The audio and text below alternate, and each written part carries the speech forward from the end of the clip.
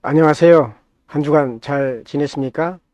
오늘은 3주차 강의로서 고대 근동 지방의 예언에 대해서 살펴보기로 하겠습니다.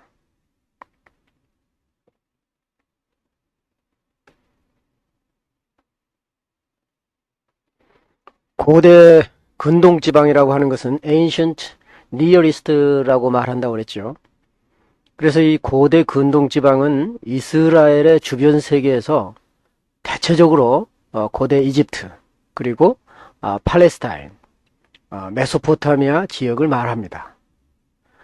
고대 근동 지방의 예언을 우리가 생각하는 데 있어서 무엇보다도 중요한 것은 그 예언에 대해서 어떻게 우리가 정의할 것인가, 무엇이 예언인가. 많은 사람들은 일반적으로 예언이라고 하는 것은 미래에 일어날 어떤 것에 대해서 말하는 거다, 이렇게 생각합니다. 그런데 이제 이렇게 미래에 대해서 예언한 거다라고 얘기한다면 뭐 지구의 종말이라든가 이렇게 종말을 말하는 묵시문학도 예언이라는 범주에 들어가기도 하고, 또 어떤 매개체를 통해서 미래에 일어날 어떤 신의 뜻을 알아내는 것도 일종의 예언일 수가 있습니다. 그러나 이러한 이해는 고대 근동이나 구약성서에서 말하는 예언에 대한 의미를 정확하게 설명하는 것은 아닙니다. 대부분의 학자들은 묵시나 신점을 예언과 구분하여 이해하기도 합니다. 보다 정확하게 어떤 예언을 이해하는 것은 고대 근동에서 발생한 여러 형태의 종교 현상들을 이렇게 혼동하지 않고 예언에 대해서 이렇게 심층적으로 연구할 필요가 있습니다.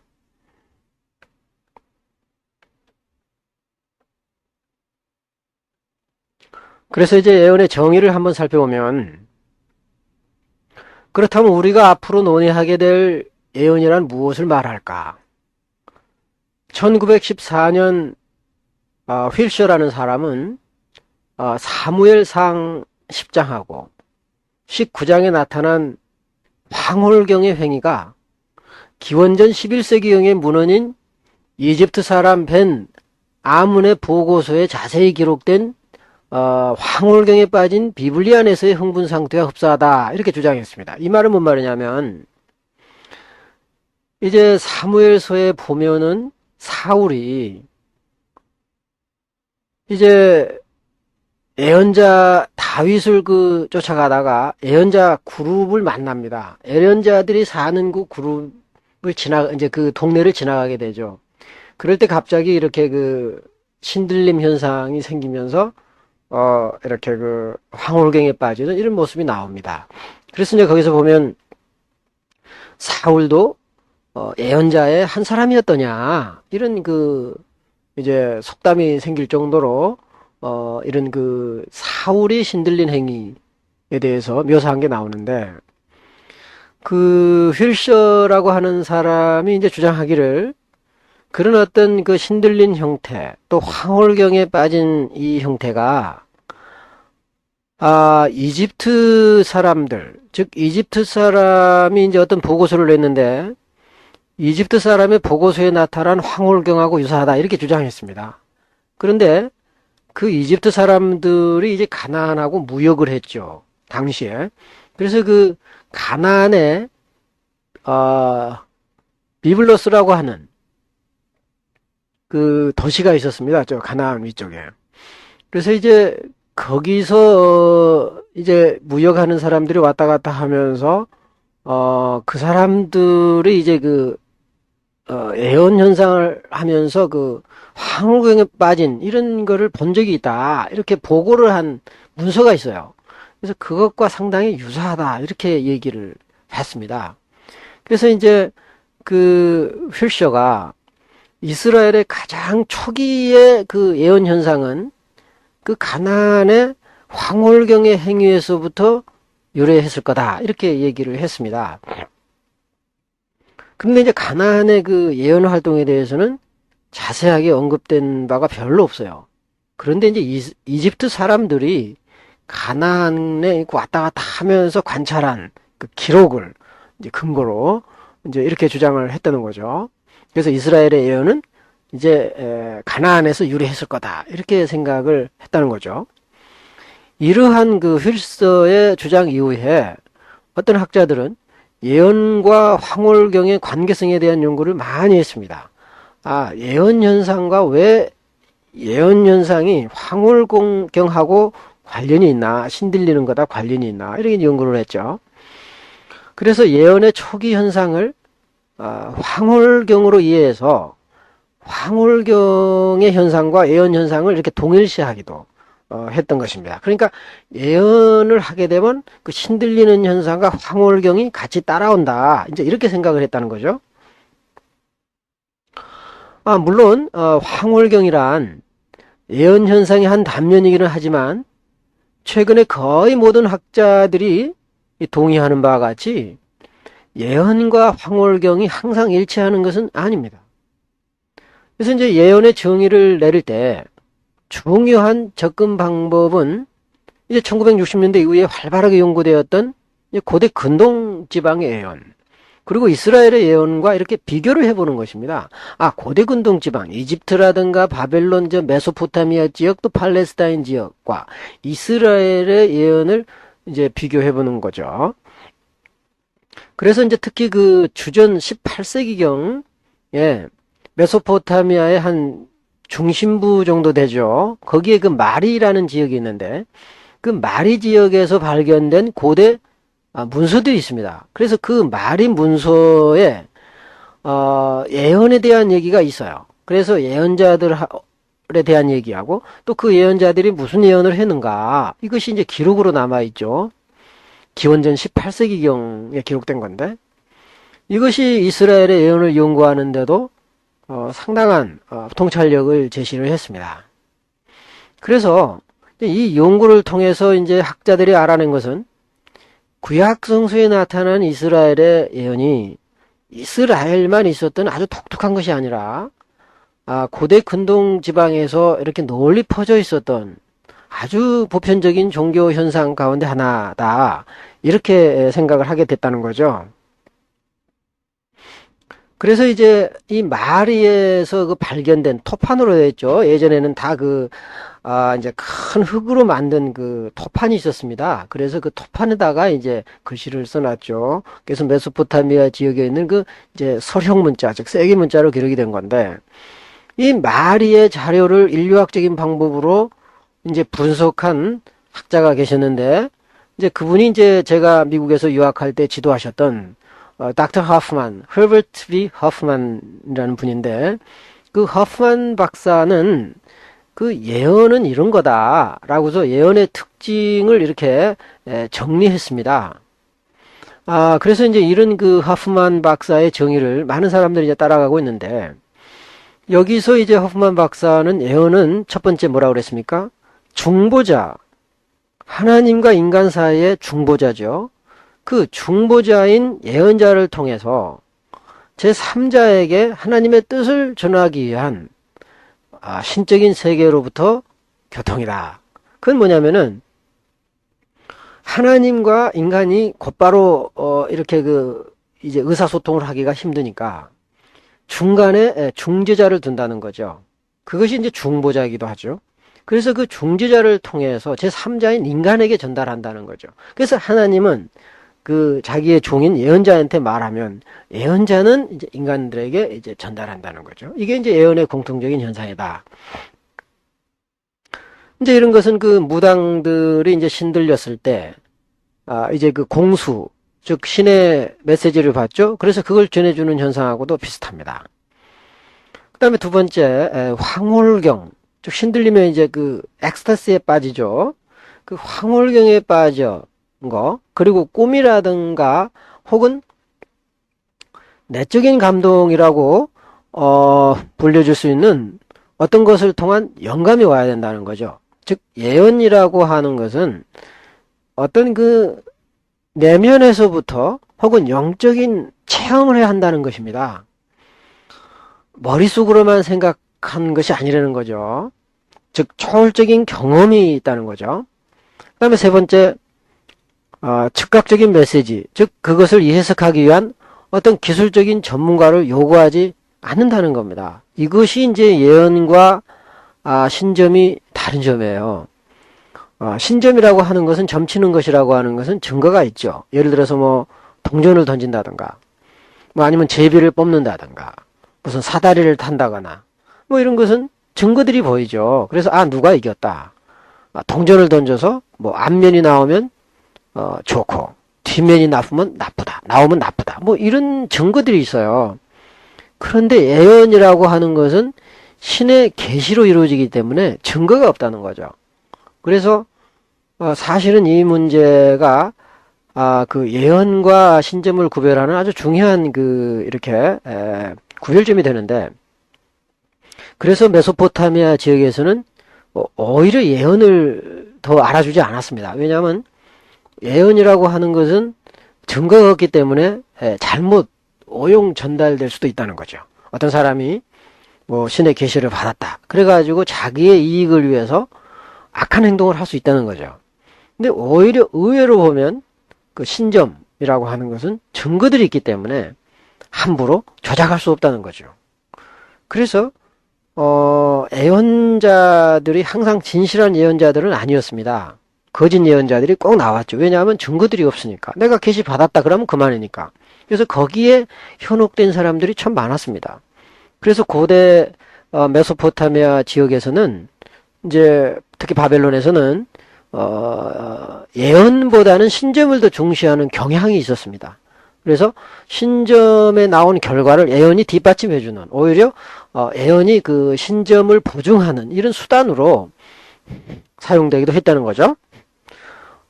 그런데 이제 그러니까 예언의 특징이라고 하는 것은 이렇게 직접적인 계시이기 때문에 특별한 전문가를 필요하지 않습니다. 그 계시를 받은 사람이 그렇게 느끼면 그게 이제 신의 뜻이다. 또 이렇게 생각을 했던 거죠. 그리고 이제 예언이라고 하는 것은 네 번째로 메시지가 요청되지 않을 가능성이 있다. 그 얘기는 뭐냐면 이제 신점이라고 하는 것은 내담자가 와서 점을 치러 오는 거죠. 점을 쳐달라. 신의 뜻을 말해달라. 내가 뭐 사업을 하려고 하는데 뭐 잘 될 것입니까? 아니면 안 될 것입니까? 뭐 언제 해야 될 겁니까? 뭐 이렇게 신의 계시를 묻는다는 거죠. 이 신점이라고 하는 것은. 그런데 예언이라고 하는 것은 예언을 받는 사람이 뭐 신의 뜻을 내가 받을 건가 말 것인가라고 결정할 권한이 없다는 거죠. 신이 결정하면 예언자는 그냥 받을 수밖에 없는 아주 그 강렬한 그런 그 신에 의해서 사로잡히는 현상이 나타난다는 거죠. 그래서 인간의 의지와 상관없이 어떤 신의 절대적인 그 주관 하에 계시가 전달된다라고 하는 점에서 신점하고는 다르다. 그 다음에 이제 다섯 번째는 메시지가 교훈적이거나 경고적일 가능성이 있어요. 그러다 보니까 인간 쪽에서 신에게 부탁하는 것이 아니라 신이 인간의 그 문제 또 인간의 역사에 개입하는 거 아니겠어요? 그러다 보니까 그 내용은 상당히 아주 결정적이거나 아주 중요한 시기, 그리고 무언가 인간이 꼭 알아야 할 상당히 그 중대한 시점에서 예언은 이루어질 가능성이 있다는 거죠. 그러다 보니까 그 예언의 내용은 대부분 교훈적이 되는 거고, 또 굉장히 그 경고적인 내용이 많습니다. 그래서 이스라엘의 그 심판 예언자들 보면은 그 아주 강력하게 이스라엘의 멸망을 예고하지 않았습니까? 굉장히 경고적인 내용이 참 많죠. 그래서 이제 이런 다섯 가지를 기초로 해서 예언이 뭔가 하고 이렇게 이제 요약을 해본다면, 예언이라고 하는 것은 어떤 기술적인 방법이나 수단으로 이루어지는 건 아니죠. 뭐 뭘 던진다든가 뭐 수를 쓰는 건 아니죠. 그래서 예언은 신으로부터 직접적인 계시를 받는 거라는 거죠. 그래서 그 신으로부터 직접적인 메시지를 전달을 받아서 이 메시지를 제3자인 백성이나 다른 사람에게 전달하는 행위다. 이렇게 정의할 수가 있습니다. 그래서 이런 정의에 이제 근거로 해볼 때 우리가 조심해야 될 건 뭐냐면, 이제 신점, 아까도 제가 말씀드렸습니다만은 이제 신점이라고도 하고 점술이라고 하는 디비네이션과 그 예언을 어떻게 구별할 거냐 하는 문제입니다. 그래서 일반적으로 이제 우리가 보통 그 학자들이 얘기하건대 신점이라고 하는 것은 어떤 사람에 의해서 요구되어진 문제에 답을 주기 위해서 이제 신의 뜻을 묻는 거죠. 그리고 되게 신점이라고 하는 것은 기술적인 그 테크닉을 요구한다는 거죠. 방법을 요구한다는 거죠. 이런 점에서 예언과는 구별되고 또 구약 성경에서는 이런 행위에 대해서는 상당히 이제 부정적으로 얘기를 합니다. 점치는 것에 대해서는 이제 그 다만 그 제비뽑기 점은 합법적으로 인정을 받았어요. 제비뽑기를 통해서 여러분 잘 아시다시피 예수님의 그 12제자였던 그 이제 가룟 유다 대신에 마띠아도 뽑았고, 그래서 그 제비뽑기는 상당히 오랫동안 이스라엘에서 그 합법적으로 인정된 신점이었습니다. 그러나 그 외의 모든 점은 그 사악한 것으로 오히려 그 하나님의 뜻을 거역하는 이제 그 미신이나 사술로 이해가 되던 거죠. 그래서 신점이라는 것도 뭐 어떤 거는 절대적으로 옳고 어떤 건 나쁘다기보다는 그 문화와 종교적인 배경에 따라서 그 신점의 형태와 양식이 또 기능이 많이 이제 달라졌다는 것을 알 수가 있습니다. 그러면 이제 그 기원전 18세기경 그 메소포타미아 지역에서 그 마리 문서가 기록이 됐는데 이제 그것이 이제 발굴이 된 거죠. 그래서 그 마리 문서에서는 그 이제 당시 고대 군동 지방에서 행해지고 있던 예언자들의 특성을 이제 기록을 하고 있고 내용도 기록을 하고 있는데요. 한번 이제 그 마리 문서의 내용을 한번 살펴보기로 하겠습니다. 그래서 이제 그 이스라엘의 그 예언에 대해서 연구를 할 때 늘 이렇게 고대 군동의 예언에 대한 연구도 같이 병행됐습니다. 그만큼 이스라엘의 예언이라고 하는 것은 그 고대 군동 예언의 영향을 상당히 받았다는 거죠. 그런데 이제 그런 고대 군동 문헌이 발견되기 전만 해도 이스라엘 예언에 대해서는 상당히 연구가 빈약했습니다. 왜냐하면 이스라엘에 대한 예언은 성경 외에는 잘 알려져 있지 않죠. 그런데 성경에는 주로 그 예언할 때 일어나는 예언 현상에 대해서는 잘 기록이 안 되어 있습니다. 그 말은 뭔 말이냐면 성경에는 예언자들이 한 말씀, 그 언어, 예언자가 무슨 말을 했느냐 하는 그 기록만 남아있지 예언자들이 하나님의 계시를 받을 때 어떤 느낌이 들었는가 혹은 또 어떤 그 신체적인 변화가 일어났는가 또 어떤 행동이 따랐는가 이런 것에 대해서는 이제 성경에 자세히 기록이 안 돼 있죠. 그래서 이제 그 이스라엘의 그 예언 현상에 대해서 연구가 깊이 있게 이루어지지 않았습니다.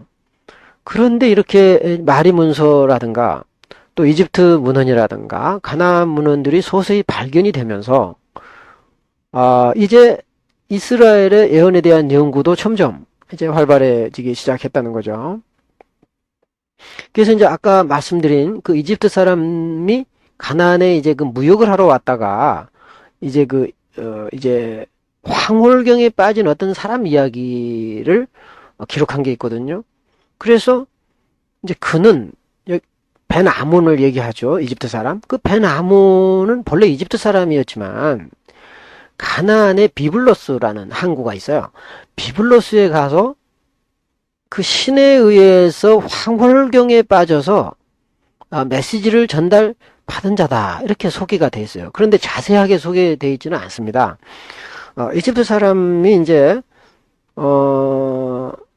가나안에 가서 그 예언 현상을 경험했다는 거죠. 이집트 사람이 가나안 사람이 아니라 그러니까 가나안이라고 하는 지역이 이제 이게 강조가 되는 거죠. 그리고 이제 그 신에 의해서 근데 이제 어떻게 해서 예언을 받았고 또 그 내용이 뭐고 왜 그랬는가 하는 내용은 소개되어 있지 않습니다.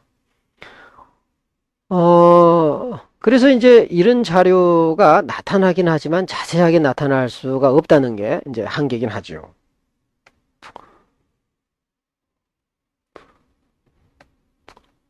그래서 이제 그 고대 근동의 예언에 대해서 이제 연구를 할 때 그런 그 가나안 문서보다는 이제 마리 문서에서 수많은 문서가 발견이 됐어요. 거기에 많은 예언과 예언자들에 대한 기록들이 나타나죠. 그래서 그걸 살펴보면 상당히 그 고대 근동의 예언 현상에 대해서 자세히 알 수 있게 된 거죠. 그래서 이제 그 마리 본문, 마리 문서를 이제 연구해 보니까 이제 성서에 나타나는 이스라엘의 예언 현상보다도 훨씬 이전에 이미 이제 이집트라든가 뭐 아니면 저 메소포타미아라든가 가나안에 이미 성경에 나타난 예언과 비슷한 형태들이 나타났었다. 이렇게 이제 알게 된 거죠. 그래서 이스라엘의 예언이 아주 뭐 독특하다라든가 뭐 세상에서 뭐 하나밖에 없는 형태라든가 이렇게 말할 수가 없게 됐다는 거죠. 그리고 뭐 이스라엘의 예언이 뭐 가나안에서 왔다라고 단도직입적으로 말하는 것도 문제가 있고 뭐 오히려 그렇게 말하기보다는 예언 현상이라고 하는 것은 인류 문화가 갖고 있는 아주 그 보편적인 거다. 보편적인 건데 이제 지역과 시대와 문화에 따라서 그 형태와 내용이 달라지는데 이스라엘 사람들은 그 고대 근동의 그 종교 문화에 상당히 영향을 받았다. 이렇게 이제 잠정적으로 결론을 내릴 수가 있을 겁니다. 그래서 이제 이런 점에서 볼 때 고대 근동 예언을 연구함에 있어서 이제 가장 기본 자료가 되는 것은 마리문서다. 이렇게 말할 수가 있어요. 그래서 이제 마리문서가 이제 현대어로 번역되는 과정에서 이제 베스터만이라고 하는 이제 구약학자가 있습니다. 구약성서학자가 그 자료를 가지고 이제 마리 예언의 양식과 형태를 연구를 했어요. 그래서 이제 그 베스터만이 이제 뭐라고 주장을 했냐면 연구해 보니까 마리 지역에서 활동을 했던 마리 예언자의 언어는 메신저 언어다. 그러니까 메신저 스피치. 그러니까 메신저라고 하는 것은 전달자잖아요. 그래서 신으로부터 계시를 받아서 전달해주는 사람, 그런 형태를 띠고 있다는 거죠. 그렇다면 어떤 신이 나에게 말하기를 너는 이렇게 전해라, 이렇게 전달이 됐겠죠. 그러면 그걸 받아서 이제 그 예언자는 어떤 신이 나에게 말하기를 이렇게 해서 나는 이렇게 말한다, 이런 식으로 이제 얘기가 되겠죠. 그 다음에 이제 앨런 마이어라는 학자는 이제 베스터만의 이런 견해를 비판했습니다. 비판하면서 베스터만은 마리 예언 본문에 나타난 꿈이나 비전을 잘못 이해했다. 오히려 베스터만의 의견과 다르다, 자기 의견은. 이렇게 얘기를 했는데요. 이제 마리 문서에는 대략 한 30여 개의 그 신탁 문서가 나타나는데 그 중에 한 3개 정도가 그 신에 의해서 보낸 메신저 양식이고 나머지는 꼭 그런 거 아니다. 이제 이런 주장을 했어요. 그러니까 이제 약 한 30여 개의 문헌이 발견이 됐는데 그 중에 3개만 어떤 신의 계시를 전달하는 형식이지 나머지는 오히려 그 신과 인간 사이에서 좋은 관계를 원하는 그런 메시지였다. 이렇게 이제 주장을 했습니다.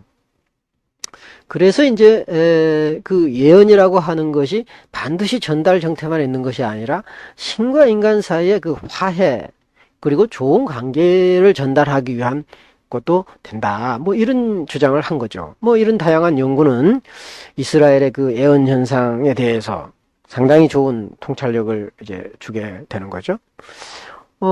그래서 이런 그 인류학적인 연구 방법에 기초해서 마리 시대를 포함한 고대 근동의 예언 현상과 또 이스라엘의 예언 운동을 다시 연구하자. 그래서 이제 아까 소개한 그 예언을 정의한 하프만 박사가 바로 이제 이런 운동을 한 거죠.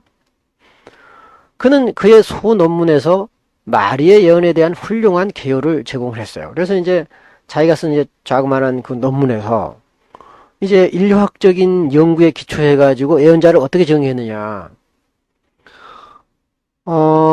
비전문적인 수단을 통해서 다른 사람들에게 전달하기 위하여 신으로부터 아주 분명하고도 즉각적인 메시지를 받는 사람이다. 이렇게 정의를 했어요.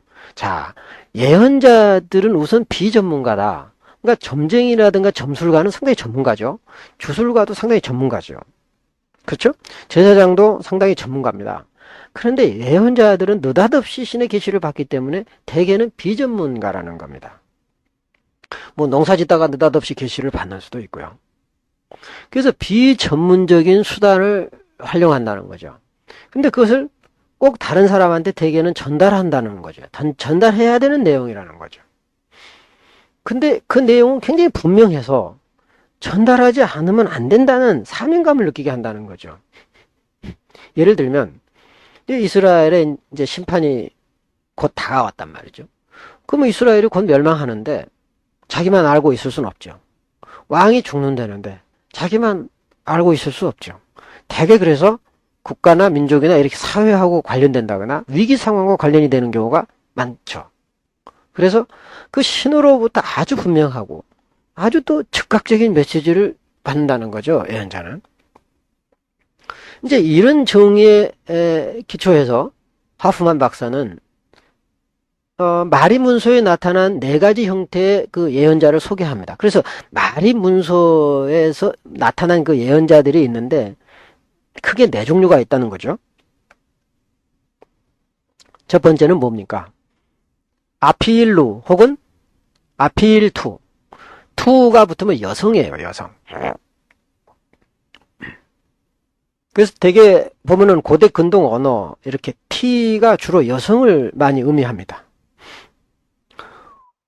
첫 번째 형태의 예언자는 이제 신으로부터 받은 메시지를 왕에게 전달하는 사람이 있었어요. 대개 이제 고대 예언자들은 그 이제 왕하고 관련을 맺었지 않습니까? 그래서 왕한테 먼저 전달을 해요.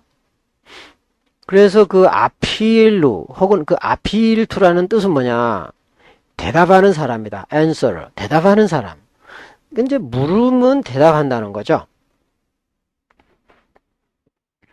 그리고 그 메시지는 왕에 의한 간청에 의하여 나타나기도 합니다. 계시를 받았는가? 왕이 묻죠. 신이 뭐라고 하던가? 이렇게 이제 대개 보면 이제 왕이 이제 국가의 대수사를 결정할 때 이렇게 이제 예언자들에게 물었죠. 그리고 또 어쩔 때는 왕이 묻지도 않았는데 가가지고 왕에게 신의 메시지를 전하기도 했습니다. 이제 구약 성경에도 그 나타나지 않습니까? 다윗과 바세바가 불륜을 저지른 사건이 발생하죠. 그때 다윗 옆에 있었던 그 나단 선지자가 그 다윗의 허락도 없이 그 다윗의 잘못된 행동에 대해서 비판을 하죠. 그런 것처럼 이렇게 마리 문서에서도 왕이 요구하지도 않았는데 왕한테 가서 왕이 잘못된 정치라든가 잘못한 정치라든가 또 사회적인 비리 이런 것을 고발하기도 했다는 거죠. 그래서 아필루, 아필투는 이신누, 아시누와 두 개의 다른 제의적인 형태들과 함께 남성 창기의 형태인 콜루와 동일시되고 있다는 점에서 예언자이면서도 동시에 제사를 집행하는 사람이었을 거다. 이렇게 주장을 합니다. 재밌죠? 그래서 이 예언자로 불렸을 때 아필루, 아필투인데 이제 제사장 역할을 한 사람들 이시누, 아시누 그리고 또 성전에서 일했던 남성 창기 그 남성 창기를 또 쿨루라고 불렀는데 이들과 혼돈해서 쓰였다는 거죠. 그 얘기는 뭐냐면 제사장들이 혹은 성전에서 일했던 사람들이 예언을 하기도 했다. 이런 의미도 됩니다. 근데 이제 역할이 이제 중복되는 거죠. 또 어떤 경우에는 복수 형태가 사용되기도 하죠. 맛두 칼라하수의 주가 여기 주는 이제 주님 아필루 사람들이 다음과 같은 메시지를 확인했다. 그래서 내가 그를 내 다리들 사이에서 일으키고 그를 그의 아버지의 집의 왕위에 회복시킨 칼라수의 주 맛두가 아니더냐. 이것이 아필루 사람들이 말한 거다. 즉 아필루 사람들, 아필루 예언자가 받은 신탁의 내용이 소개되어 있죠. 그래서 이제 왕위를 회복시킨 신이 바로 칼라수 지방에 있는 마뚜라는 신 아니냐. 이걸 이제 전해준 내용이죠. 그래서 왕위가 회복된 거는 네가 한 것이 아니라 신이 회복시켜 준 거다. 이런 내용을 이제 전달했다는 거죠. 그래서 이제 거의 모든 경우에 있어서는 그 한 개인이 예언을 하는 단수 형태로 대개는 나타납니다. 이제 그럼에도 불구하고 이제 아까 봤던 그런 경우에는 아피엘루 사람이라는 복수 형태가 나타난 걸 봐서 아마 집단적인 모임이 있었을 거다. 그룹으로 형성됐을 거다. 이제 이런 걸 우리가 알 수가 있죠.